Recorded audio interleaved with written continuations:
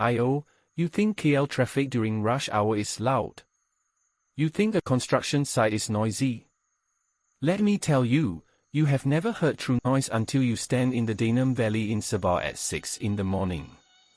It can reach deafening levels of pure biological chaos, literally competing with the volume of heavy city traffic or industrial machinery. But what sounds like a headache to you is actually a perfectly organized data stream. Today, we are not looking at the jungle. We are listening to it. Because the trees can't talk, but if you have the right algorithm, the forest will tell you exactly who is trying to kill it. Opa Kabar, everyone. Welcome to Curious Minds podcast. I'm your host, Azman.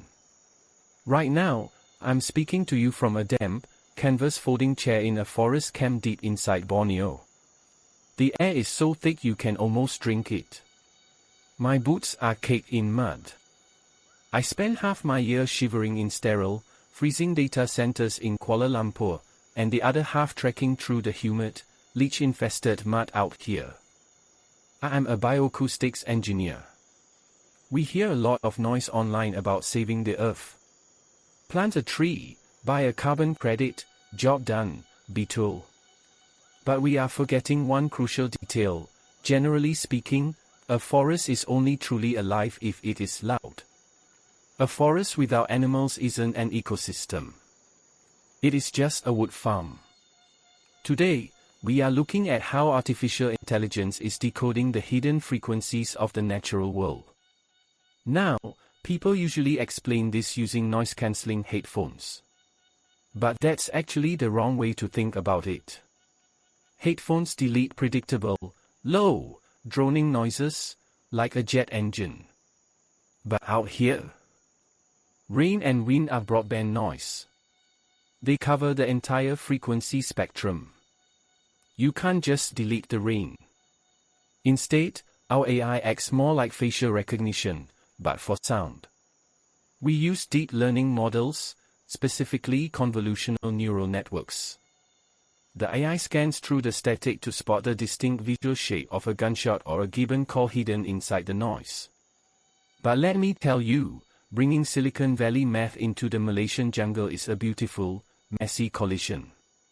You can be carrying a $10,000 deep learning acoustic sensor through the mud. It is state-of-the-art, designed by absolute geniuses.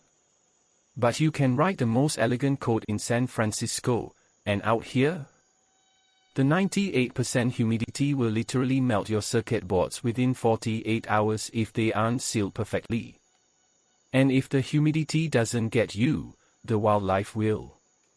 Imagine a field team climbing 30 meters up a mangaris tree to check a sensor that has gone offline, thinking it's a software bug. But when they get up there, they find that the local wildlife, perhaps a troop of curious macaques, has decided the solar panel is a fun shiny toy. They rip the panel off, pull out the antenna, and probably use it to scratch their backs. It is illustrative of the very real, untamed challenges researchers face out here. You can have the smartest neural network on the planet, but if you don't respect the jungle, it will eat you alive. We are bridging hypermodernity with raw, untamed grit. Animals are the original sound engineers. In a 130 million year old rainforest, you cannot just shout over each other. It's too crowded. So, evolution created the Acoustic Niche Hypothesis. Think of it exactly like tuning a car radio. Different species evolve to broadcast on their own frequency bands. Certain frogs might dominate the lower pitches, while specific insects take the higher frequency channels. They rarely overlap. When we capture this audio and run it through a mathematical technique called a spectrogram, we freeze the sound into a picture. Time goes left to right, pitch goes up and down. And it doesn't look like a standard sound wave. It looks exactly like a barcode. We don't have to see the animals, the AI just reads the barcode to get a strong read on who is home. But I'll be honest with you, this science is still young. Even the researchers who pioneered this approach have since found that these models don't always generalize perfectly from one forest to another. Borneo's barcode isn't identical to the Amazon's. But for spotting the unmistakable signature of a chainsaw or a gunshot, that anomaly detection is robust and battle-tested in the field. So why are researchers risking malaria and hardware sabotage to hang microphones in trees? Because of a terrifying global reality called empty forest syndrome. Global companies love to buy carbon credits. They pay millions to protect a patch of trees in Malaysia or Brazil so they can offset their pollution back in London or New York. Now, the satellites look down from space and say, "Good job, the trees are still green." But satellites are blind to the ground. In some plantation-style conservation projects, poachers can move in and wipe out every monkey, bird, and tiger for the illegal wildlife trade, leaving a silent, dead forest standing. There are incredible independent teams and researchers out there deploying tech to fight this, like the SAFE project and startups like Rainforest Connection. This is where the AI acoustic sensors become our ultimate lie detectors.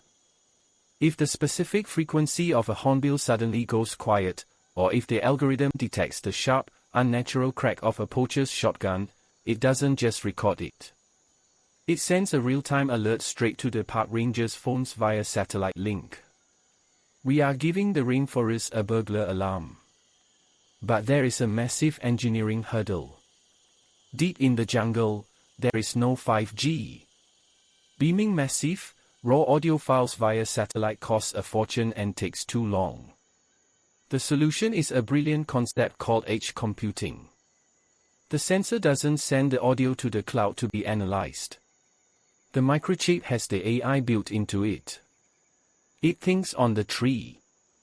If it hears a shotgun, it processes the math locally and sends a tiny data packet, like a text message, gunshot.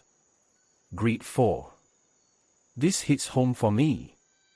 I grew up in KL, but my grandfather was from the interior. He used to say that when the jungle goes quiet, the spirits have left. The human impact isn't just about oxygen, it's about our systemic truth. This is about ensuring the natural wealth of our nation isn't just sold off as a greenwashed illusion.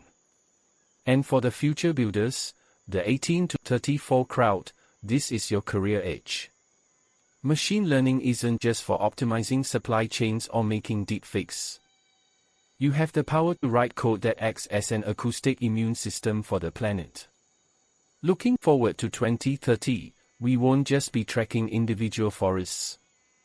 We are going to see the rise of a global acoustic network, a real-time, planetary dashboard of the Earth's biological health. If a forest gets sick, we will literally hear it coughing. And we will be able to dispatch the cure before it's too late. The one big idea I want you to walk away with today is this: sound is the ultimate untapped dataset. Vision algorithms and cameras are saturated. We have mapped every inch of the Earth from space. But the world is leaking data through sound every single second, whether it is a failing engine in a factory, a microfracture in a steel bridge, or a dying tree in your own backyard. Poetically speaking, a forest is only alive if it is loud. And AI is the only tool that can hear the difference between a wood farm and a living ecosystem. So, my challenge to you this week, wherever you are, take your earbuds out. Stop just watching the world, and start listening to it. Realize that every sound around you is a dataset waiting to be decoded. The people who learn to listen to it are the ones who will build the future. I'm Azman and this is Curious Minds Podcast. Stay curious, stay sharp, and if you ever come out to the Danum Valley, please remember the salt.